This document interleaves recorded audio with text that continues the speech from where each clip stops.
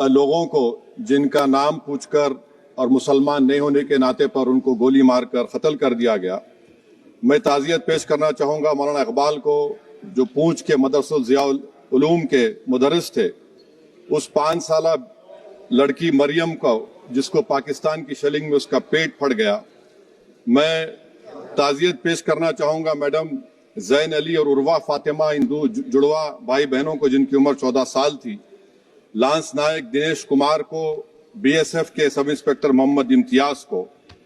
मैं शुक्रिया अदा करना चाहूँगा कश्मीर की आवाम का कि उन्होंने पहलगाम के वाक़े के बाद मस्जिदों से ऐलान किया मजम्मत का, बगैर किसी के बोलने पर रोड पर निकलकर उन्होंने पाकिस्तान से आए हुए दहशतगर्दों की मजम्मत की। मैं मुबारकबाद देता हूं हमारी मुसल्लह अफवाज को कि उन्होंने एक अजीम कुर्बानी पेश की और बहादुरी के साथ ऑपरेशन सिंदूर में भारत को कामयाबी दिलाई। मैं मुसल्लह अफवाज ने पहले 9 दहशतगर्द ठिकानों पर उनको निशाना बनाया और सबसे मेरी नजर में जो दहशतगर्दी के दिल पर हमला हुआ वो भावलपुर का था और 6 एयरफील्ड, 3 हैंगर और 2 रनवेज को हमने तबाह किया। बाद में ऑपरेशन सिंदूर की कामयाबी की एक अहम वजह यह थी मैडम कि मुल्क में इत्तेहाद और इत्तेफाक पैदा हो गया था, एक यूफोरिया पैदा हो गया था, मगर अफसोस कि हुकूमत ने उसका फायदा नहीं उठाया। मैं आज भी कह रहा हूं, जिम्मेदारी के साथ कह रहा हूं कि पाकिस्तानी फौज, पाकिस्तान की आईएसआई, पाकिस्तान का डीप स्टेट, उनका हयाती मकसद ये है कि हमेशा भारत को कमजोर किया जाए और अगर हमको इन ताकतों को कमजोर करना है तो देश में इत्तेहाद और इत्तेफाक को बरकरार रखना पड़ेगा।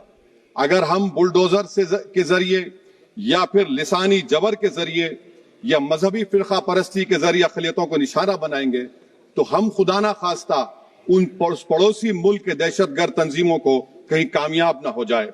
मैडम, मैं आपके सामने ये भी कहना चाहूंगा कि इत्तेहाद और इत्तेफाक इस मुल्क में जब मजबूत होगा तो हमको बैनुल अक़वामी सतह पर दिखाने की जरूरत नहीं पड़ेगी।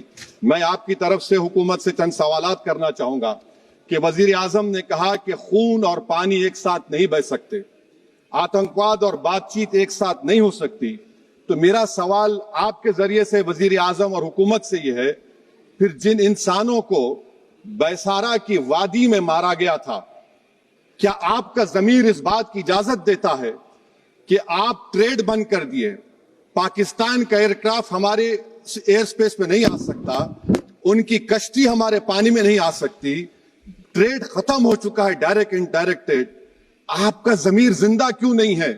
किस सूरत से आप पाकिस्तान से क्रिकेट मैच खेलेंगे जब हम पानी नहीं दे रहे हैं? 80% पानी पाकिस्तान का हम रोक रहे हैं, यह कहकर के पानी और खून नहीं बहेगा, आप क्रिकेट मैच खेलेंगे? मैडम, मेरा जमीर तो गवारा नहीं करता कि मैं उस मैच को देखूंगा। क्या इस हुकूमत में इतनी हिम्मत है कि उन 25 मरने वालों को फोन करके कहे कि देखो हमने ऑपरेशन सिंदूर में बदला ले लिया, अब तुम पाकिस्तान का मैच देखो? बड़ी अफसोस की बात है मैडम। मैडम, अकाउंटेबिलिटी किस पर है? पहलगाम किसने किया? 7.5 लाख हमारी फौज और सेंट्रल पैरामिलिट्री फोर्स है, ये कहां से 4 चूहे घुसकर हमारे भारत के नागरिक को मारे? अकाउंटेबिलिटी किस पर फिक्स होगी? एलजी पर फिक्स होगी तो एलजी को बरतरफ करिए, आईबी पर आती है तो एक्शन लीजिए, पुलिस पर आती है तो एक्शन लीजिए, मगर आप ये समझ रहे हैं कि ऑपरेशन कर दिया और हम खामोश लोग भूल जाएंगे। अकाउंटेबिलिटी फिक्स करना पड़ेगा। मैडम, डिटरेंस आपकी क्या है? आपने सर्जिकल स्ट्राइक किया, आपने बालाकोट किया, फिर ये पहलगाम हुआ, तो आपकी डिटरेंस की पॉलिसी नाकाम साबित हुई, कश्मीर की पॉलिसी नाकाम साबित हुई, 370 हटा दिया आपने एक रियासत को यूटी बना दिया और उसके बावजूद भी दहशतगर्द वहां पर पहुंच गए। तो और अफसोस मुझे इस बात का होता है मैडम कि पाकिस्तान को हम जानते हैं, पाकिस्तान और इजराइल इस पूरी दुनिया में एक फेल्ड स्टेट है और पाकिस्तान के आर्मी चीफ को, जिससे हमारे स्ट्रेटेजिक रिलेशनशिप है, जिसको अपना दोस्त कहते हैं, उस देश का प्रेसिडेंट उस शख्स को बुलाकर खाना खिलाता है अपने साथ जिसके भाषण से हमारे लोग मारे गए थे। तो क्या आपकी खर्जा पॉलिसी कामयाब हुई? आप देख लीजिए। अच्छा, हमारे देश में एक ऐसी तंजीम है जिसका वजूद नफरत की बुनियाद पर और मजहबी अज़वियत को फैलाने के लिए बनाया गया। उनको तकलीफ है सेकुलरिज्म से, सोशलिज्म से, मगर हमारे संविधान के प्रियम्बल में लफ्ज सॉवरेन है। सॉवरेन का मतलब यह है कि हम खुद मुख्तार हैं, हम हाकिम आला हैं, हम अपने मुल्क के मुकद्दर का फैसला करेंगे। एक गोरा व्हाइट हाउस में बैठकर भारत की सीज फायर का ऐलान करेगा, यह आपका नेशनलिज्म है। अफसोस होता है मुझे सर। मैडम मैं आपसे पूछना चाह रहा हूं कि अगर एक चचा सैम ऐलान कर रहे हैं तो हमारी फौज पर क्या असर पड़ा होगा, हमारे उन पायलटों पर क्या असर पड़ेगा जो नहीं मालूम कितनी ऊपर आसमानों पर भारत की हिफाजत कर रहे हैं। वो नेवी का सिपाही जो समंदर में खड़ा हुआ है, उसको यह नहीं मालूम हो रहा है कि मेरा प्रधानमंत्री ऐलान नहीं किया, एक गोरे ने ऐलान किया। बड़ा ये आपके कैसा होगा ये। मैडम मेरा सवाल हुकूमत से यह भी है कि हम कोई एडवर्सेरियल कंट्री नहीं है अमेरिका के लिए, हम दोस्त हैं, स्ट्रेटेजिक रिलेशनशिप है। क्या क्या एग्रीमेंट हमने साइन नहीं किया, तो क्या ये दोस्ती निभा रहे हैं? मैडम मैं हिस्टोरिकल एग्जांपल दे रहा हूं, क्रुश्चेव और टीटो। क्रुश्चेव ने दबाव डाला, टीटो ने कहा मैं नहीं मानता, मैं नैम ज्वाइन करूंगा। मैडम फ्रांस और यूएसए, डिगोल को जब यूएसए ने दबाव डाला तो डिगोल ने कहा कि तुम दोस्त हो मगर हमारी खारिजा पॉलिसी आजाद ना है। मैडम वहीं पर आप देखिए गुजराल साहब, जिसको कहते सबसे कमजोर थे, वजीर आजम थे, उन्होंने बहादुरी का मजारा किया, रिफूलिंग करने नहीं दिया। वियतनाम 20 साल यूएसए से लड़ा मगर झुका नहीं, और हम उनको बोल भी नहीं पा रहे। हम तो कोई दुश्मन मुल्क तो नहीं है अमेरिका के, ये आपको समझने की जरूरत है। और मैडम यहां पर वजीर खारजा ने कहा वो चीन गए, डिप्टी चीफ ऑफ स्टाफ ने कहा कि चीन के इक्विपमेंट एक लाइव लैब था हमारे उनके लिए। क्या आपने कहा चीन को कि तुमने क्यों दिया पाकिस्तान को हथियार? आप नहीं कहे। और मैडम आप जानते हैं कि रक्षा मंत्री ने कहा कि स्विफ्ट एंड प्रोपोर्शनेट, तो फिर जो इंडोनेशिया मिलिट्री अटैचे ने कहा कि हमको कहा गया मत मारो, हम सेल्फ डिफेंस में भी नहीं मार सकते थे पाकिस्तान को। और अगर आप ट्रंप के बयान को गलत कह रहे हैं कि 5 एयरक्राफ्ट नहीं गिरे, मैं यकीन करता हूं आपकी बात का। आप हमारे पायलट्स को कमेंट करिए ना, हमारे पायलट्स को कमेंट करिए कि हम अपने पायलट्स की तारीफ करते हैं, आप वो भी नहीं करना चाहते। मैं हुकूमत से जानना चाहता हूं मैडम कि क्या फ्रांस ने हमको सोर्स कोड नहीं दिया जिसकी वजह से हमारे एयरक्राफ्ट को क्या नुकसान हुआ? अब मुस्तकबिल में आप हथियार खरीदेंगे तो क्या आप सोर्स कोड हासिल करेंगे? और मैडम मैं आपको बताना चाह रहा हूं, मेरे सवाल का जवाब हुकूमत दे। हमारे पास सैंक्शन जो स्क्वाड्रन है 42 है, 60 साल के बाद सिर्फ 29 काम कर रहे हैं।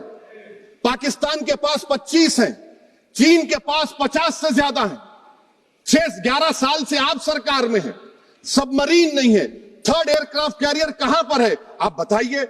और मैडम FATF में लाना पड़ेगा आपको। अगर आप विश्व गुरु हैं तो हम आपको चैलेंज कर रहे हैं, आप G7 के कंट्रीज को, GCC को और चचा सैम को राजी कराइए कि पाकिस्तान को, मैडम खत्म कर रहा हूं, FATF में दोबारा लाया जाए।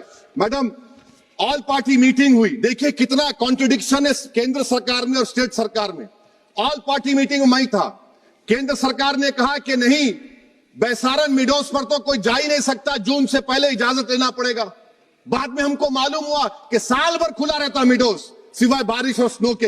ये कॉन्ट्रडिक्शन है केंद्र सरकार में। वहां पे मैं हुकूमत से मुतालबा करता हूं मैडम आपके जरिए से कि कौमी सिक्योरिटी को, नेशनल सिक्योरिटी को, खारिजा पॉलिसी को, फॉरेन पॉलिसी को राजनीति का मुद्दा मत बनाइए, राजनीति का मुद्दा मत बनाइए। ये हमारे मुल्क में मुफाद होगा, हमारे मुल्क के इत्तेहाद और एकजुटती को आप एक वोट का जरिया मत बनाइए। और मैं एक आखिरी बात पूछ रहा हूं मैडम, क्या चीन ने हमसे कहा था कि सीज फायर कर लो? और कैसे पाकिस्तान ने हमारे पायलट्स की बातों को सुना कि हमारा कम्युनिकेशन एनक्रिप्ट नहीं है? मैडम आखिर में मैं अपने शेर से इस अपनी बात को खत्म करूंगा कि अपने ही हाथों से सर अपना कटाना है हमें, मादर हिंद पे भेंट चढ़ाना है हमें। किस तरह मरते हैं एहरारे वतन भारत पर, ये तमाशा है जो दुनिया को दिखाना है हमें। ये मैं भारत की उस बहादुर फौज के नाम पे करता हूं, मुसल्ह फौज के नाम पे करता हूं। ये शेर कहने वाला कोई बीजेपी का नहीं था, ये शेर कहने वाले का नाम शेर था, शहीद अशफाकुल्लाह। मैं फिर से हुकूमत से कह रहा हूं, पाकिस्तान टेररिज्म करेगा, आप तैयार हो जाइए। आप चीन से मोहब्बत, कितना इम्बैलेंस हुआ ट्रेड का, कितना इम्बैलेंस हो रहा है चीन से। अच्छा जब गलवान हुआ उस वक्त भी ट्रंप ने कहा था कि मैं बात करूंगा, हमने कहा नहीं बात करेंगे, जरूरत नहीं है। आज ट्रंप हमारे से पहले बोलता है इज्जत नफ्स भी कोई चीज होती है, इख्तिदार में कोई यहां रहेगा कोई वहां रहेगा, मगर इख्तिदार में इकबाल होना चाहिए। बदबख्ती की बात यह है कि आपने इकबाल को खो दिया। बहुत बहुत शुक्रिया।